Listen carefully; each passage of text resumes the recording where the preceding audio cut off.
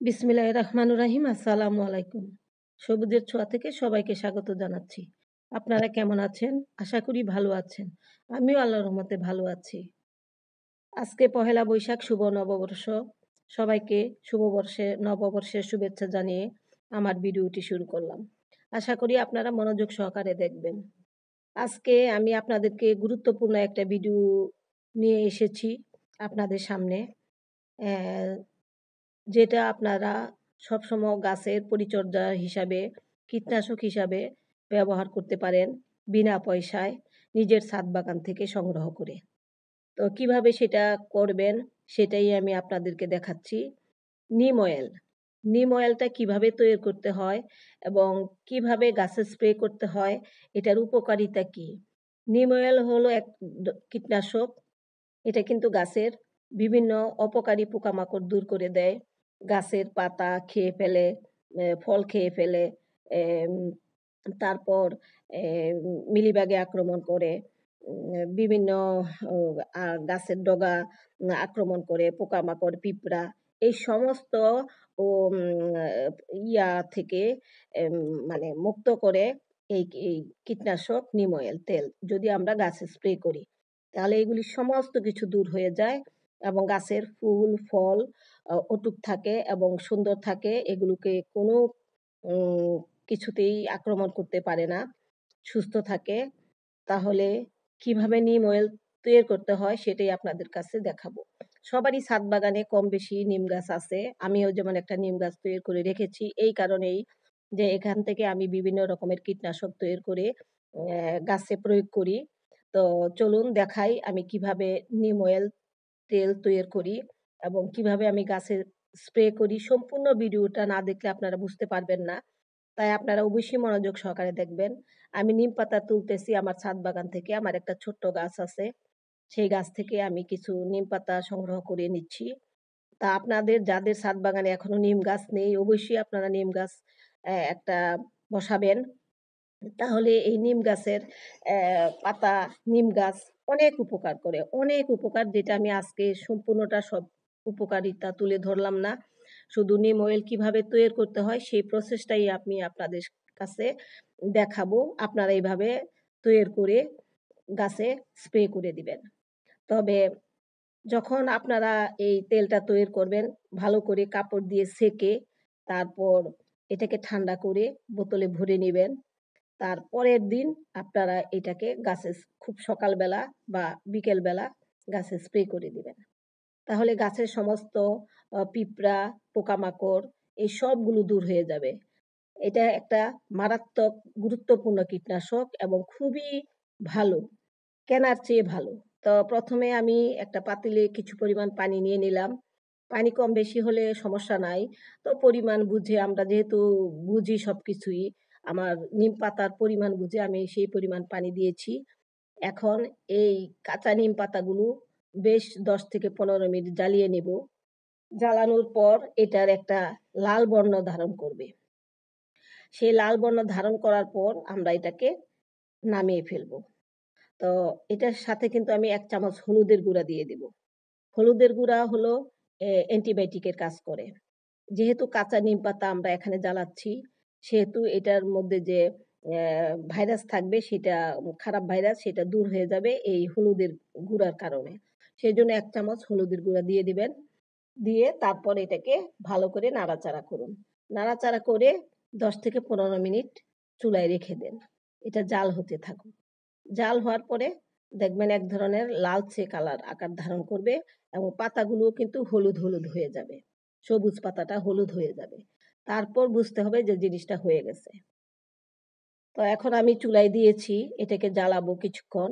তো এ পর্যন্ত আপনারা কিছুক্ষণ অপেক্ষায় থাকবেন যে জ্বালানোর পর এটাকে আমি ঠান্ডা করে তারপর এটা বোতলে ভরে স্প্রে উ মানে রেখে দিব।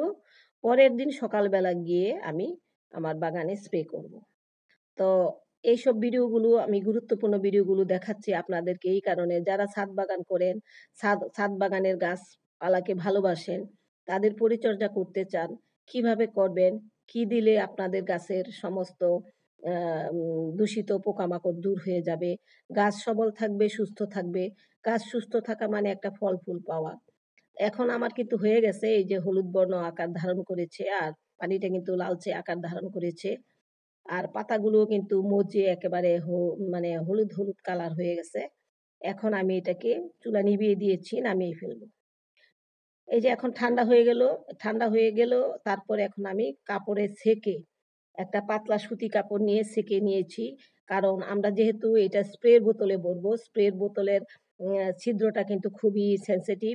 এটাতে যদি কোনো কিছু জমে যায় তাহলে কিন্তু স্প্রে করা যাবে না। সেইজন্য একটু ছেঁকে নিবেন।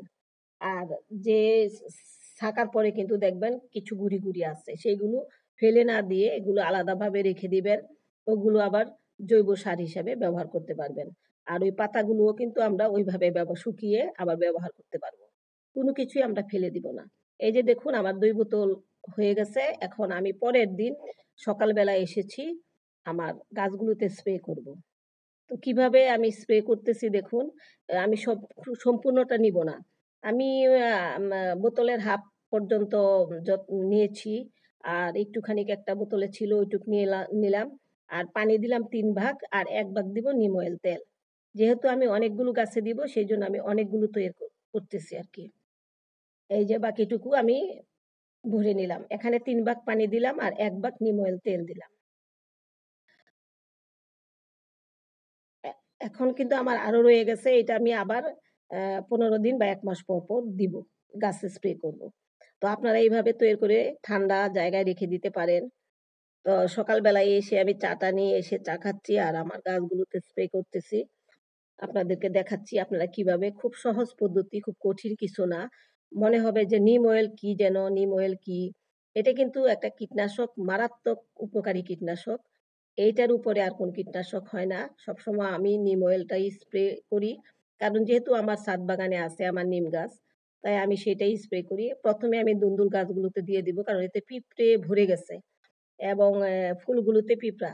যেই দিলাম সে দৌড়ে পালাচ্ছে পিঁপড়াগুলো।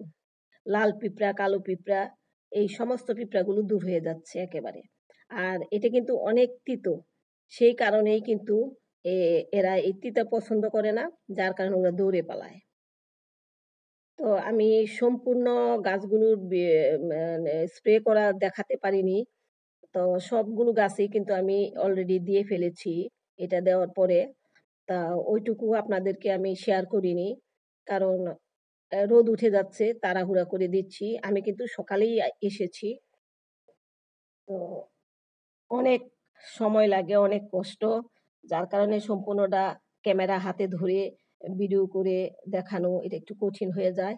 সেজন্য কিছুক্ষণ দেখানোর পর আমি আম ক্যামেরা অফ করে আমি সম্পূর্ণটা সব গাছগুলোতে দিয়েছি। মরিচ গাছ মানে যা, যা গাছ আছে আমার মোটামুটি আমার অ্যা ইয়ের ভিতরে আর বাকিগুলো আবার বিকেলে দিয়ে দিব।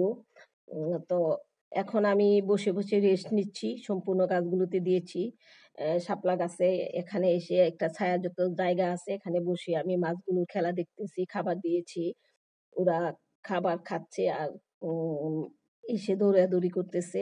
খুব ভালো লাগতেছে। এখন একটু রেস্ট নিচ্ছি। রেস্টের পর আমি এই যে মাছগুলোর খাবার দেওয়ার পরেই কিন্তু ওরা এসে দৌড়াদৌড়ি করতেছে। খাবারগুলো খাচ্ছে। আমি বসে, বসে দেখতেছি আর বিশ্রাম নিচ্ছি, চাটা খাচ্ছি। তো এইভাবে আপনারা নিম অয়েল তেল তৈরি করবেন।